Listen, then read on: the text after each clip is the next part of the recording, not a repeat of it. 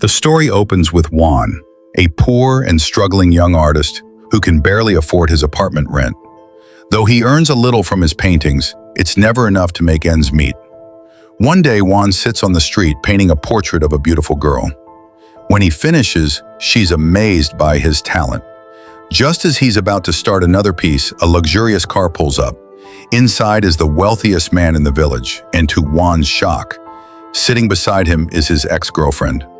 The rich man steps out, deliberately humiliating Huan in front of her. He throws cash at him and mocks, "Here you go, this should cover your whole day's earnings," before laughing in his face. Humiliated and with only a fraction of his dignity left, Huan gathers his belongings and heads to his battered old car. At this point, it's hard to tell whether he's driving the car or if the car is dragging him along. Welcome to Wayward Movie Recaps. Huan returns to his village, a charming place brimming with art galleries and the homes of countless painters, a true haven for artists. On his way back, he encounters his landlord, who immediately demands the overdue rent. Frustrated, Huan throws the money for last month's rent into his face. As he turns to leave, the landlord snaps, "That's only for last month. You still owe this month's rent." Huan, unfazed, casually replies, "I'll pay later," and walks away. Which angers the landlord enough to throw a bottle of water at him. Now, you'd expect Huan to throw it back, right? Nope. Our sweet Huan picks up the bottle and gently puts it with his collection. He gathers and sells plastic bottles at the end of each month. The landlord sneers and says, "That's the poor man's logic," mocking how Huan collects plastic and cans. Of course, all respect to those who do this work. Huan then visits his dream gallery, a place he wishes to exhibit his artwork in someday. Like every day, he approaches the gallery owner, asking him to sponsor his painting. He even hands over some money, but the owner laughs and says, "This won't even cover 1 square meter of wall space." He leaves Huan and heads upstairs. Huan follows him, begging him to display his painting. The owner coldly replies, "Your art is garbage, Huan." Huan defends himself, saying, "I've improved so much, even my girlfriend Tian is impressed by it."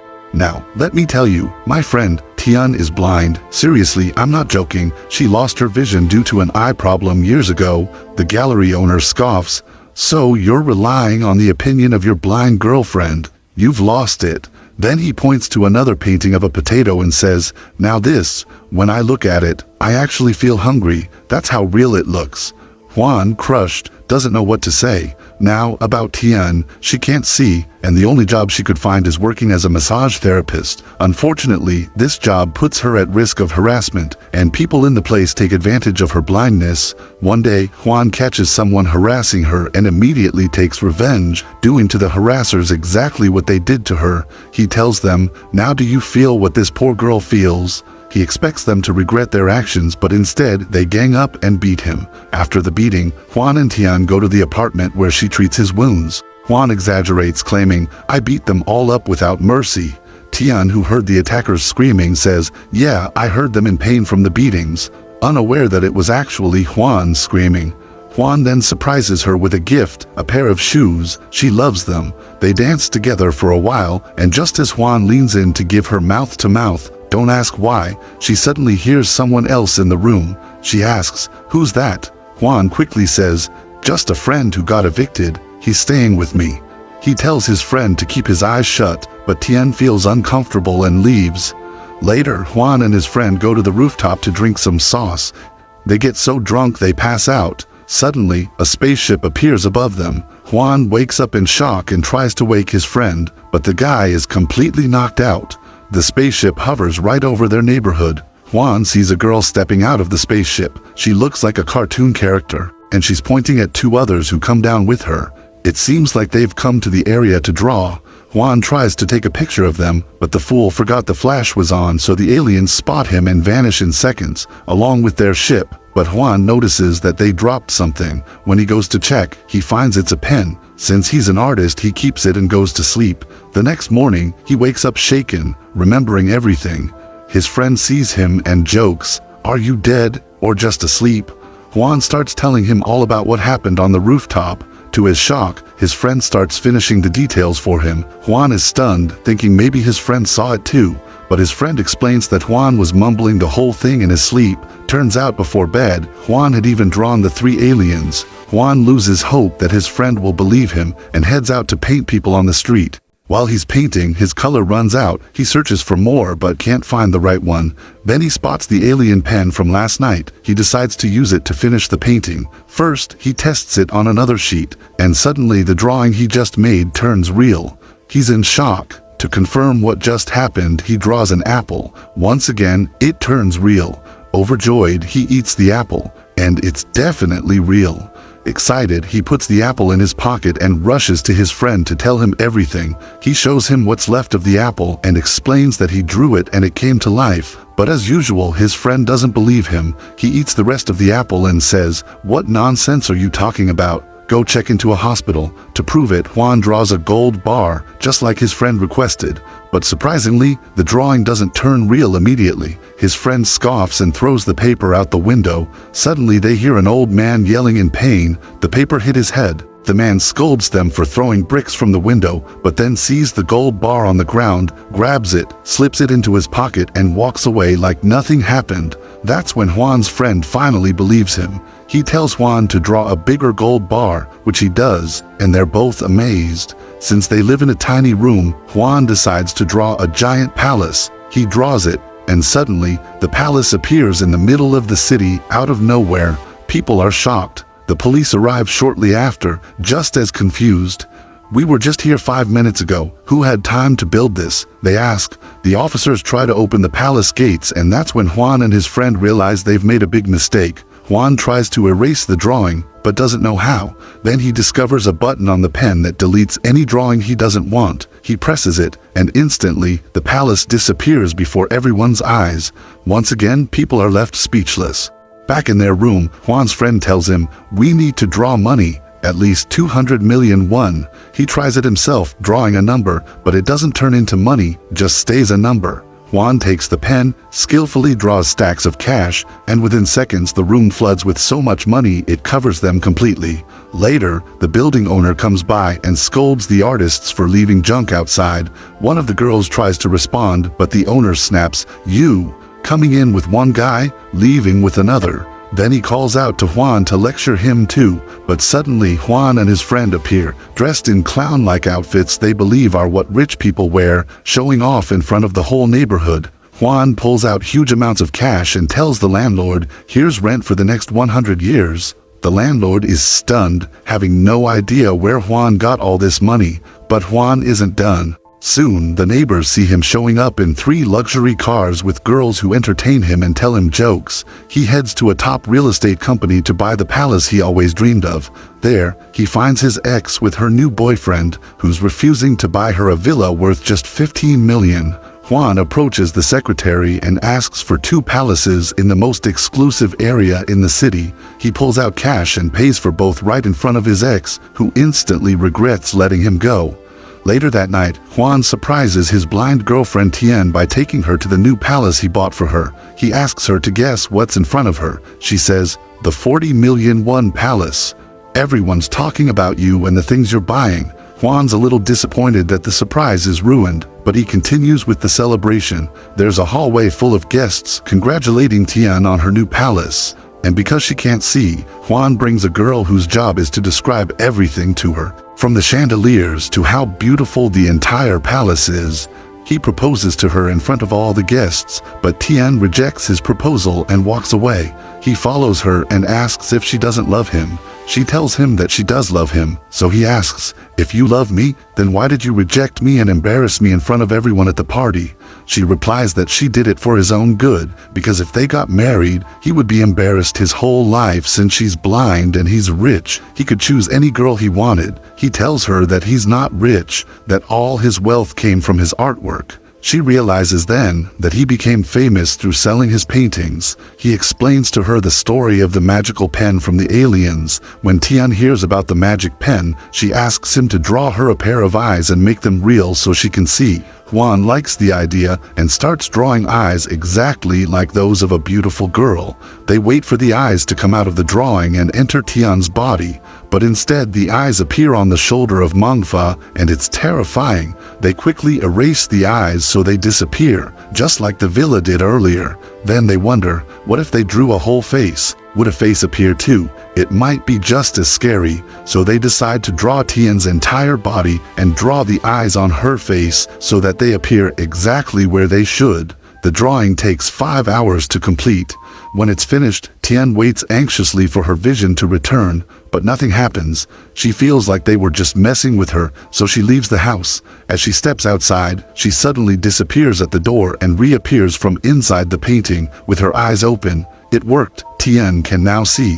Huan begins showing her around, taking her on tours all over China. Mengfa falls in love with the TikToker he was once dying over. Their lives turn around completely.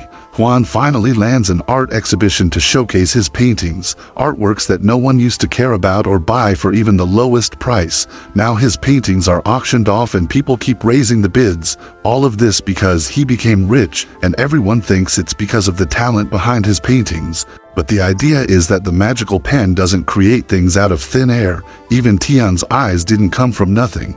At the exact moment she received her vision, a famous actress suddenly lost her sight on a film set. The event went viral and people were stunned, wondering what had happened to the actress's eyes. Even the money they used during the drawing process didn't come from nowhere. The same amount disappeared from a bank, and security cameras caught the money vanishing. The police go crazy trying to understand what's happening. Li Changyi also becomes insanely jealous and starts trying to figure out how Huan got so rich.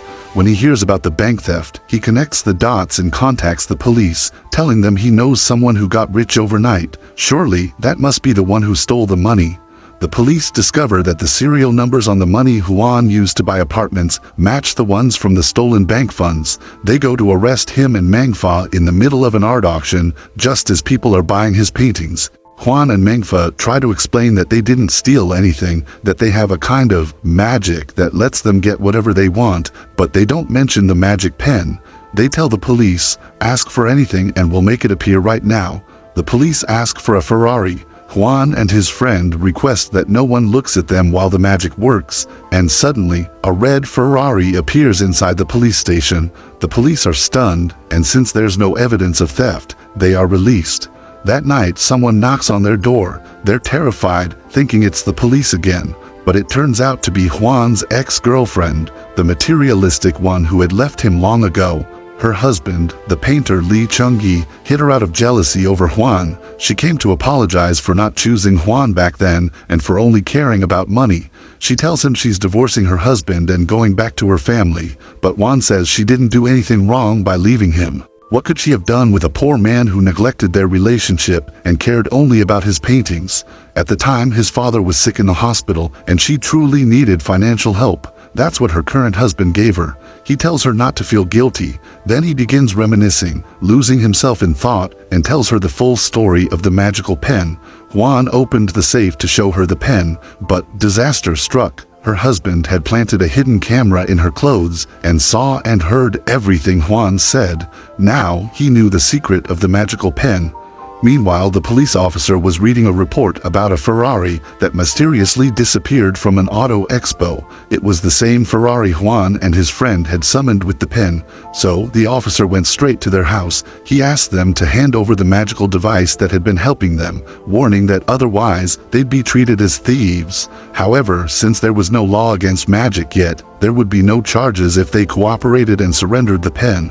Huan didn't hesitate for a second. He was ready to hand the pen over to the police. But there was just one problem. The pen was already stolen. It had fallen into Li Changyi's hands and he had begun using it with help from his assistants. The first thing Changyi drew was a stunning art gallery he'd always dreamed of owning.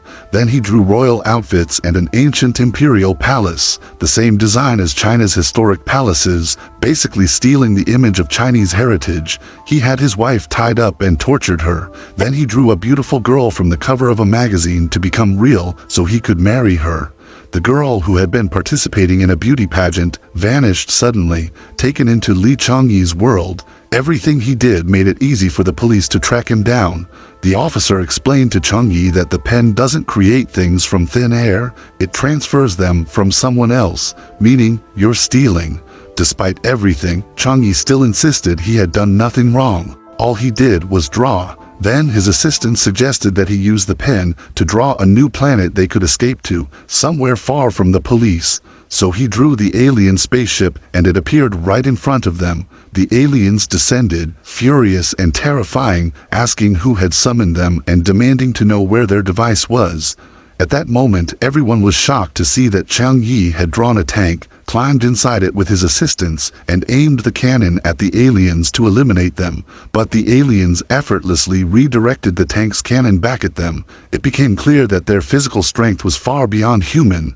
They beat Changyi as punishment for what he had done. He finally surrendered and gave back their device. But one alien grew extremely angry when he saw that the device had been altered to look like a regular pen. He held it up to Changyi's face and demanded answers. Huan stepped forward and confessed. He was the one who had modified the device to look like a pen. Changyi had nothing to do with that part. The alien was impressed by Huan's honesty and conscience. He said this planet is very similar to theirs, where there is both evil and good. He decided they would take their device and leave peacefully. But before they left, Huan asked the alien for one final favor, to return everything that had been created by the pen back to where it originally came from. The alien agreed, and just like that, everything was restored. Every single object, even Tian's eyes, even the plumbing pipes, even the clothing that Changyi and his assistants had drawn, all of it was taken back. The aliens noticed the area was filling with police cars and helicopters. The situation was getting dangerous. They realized all of this chaos was because of them. And since their spaceship had also returned to its original location, they had nothing to ride back on. So, the aliens ran with lightning speed to escape before the humans could capture them.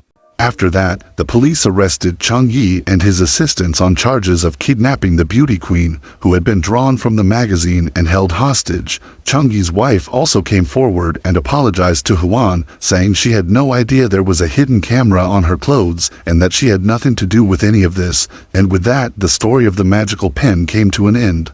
Life returned to how it used to be. No one wanted to buy Huan's paintings anymore. We find out that Tian reopened her beauty salon, and yes, she married Huan. They now have a beautiful child together. That was the ending of our video. If you liked the video, don't forget to support the channel with like and subscribe, and thanks for 100,000 subscribers. If you enjoyed unraveling this story, subscribe and turn on notifications for more deep dives just like it. See you in the next one. Thanks for watching.